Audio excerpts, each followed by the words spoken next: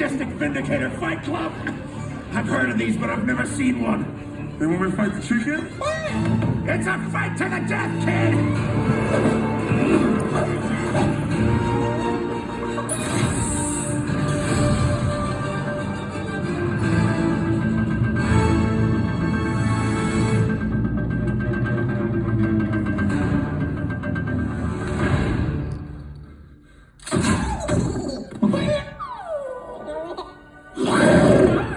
Chicken jockey!